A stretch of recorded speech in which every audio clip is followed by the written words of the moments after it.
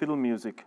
It's so varied, and as a contradancer, I got obsessed with New England and Canadian folk tunes, and also, of course, the Celtic stuff.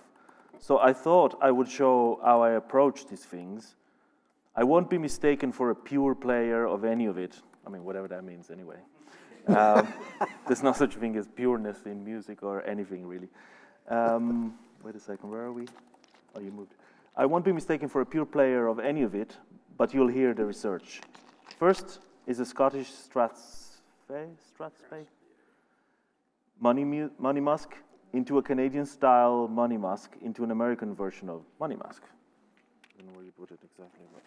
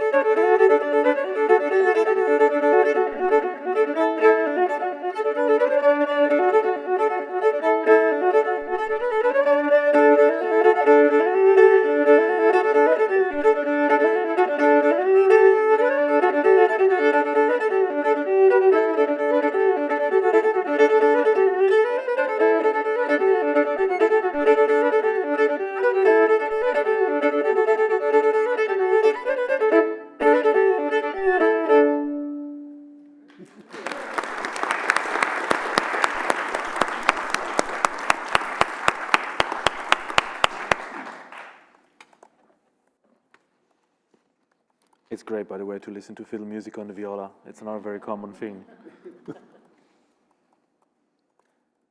I don't know how to pronounce it. I listened to Wendy McIsaac, to Scottish players, to American players over the years.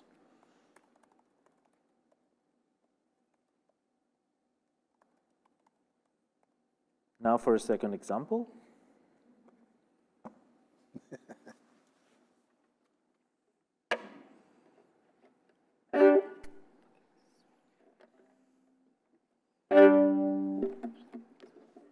Rosen? Yeah, what is on the line? This one? I don't know if it's empty.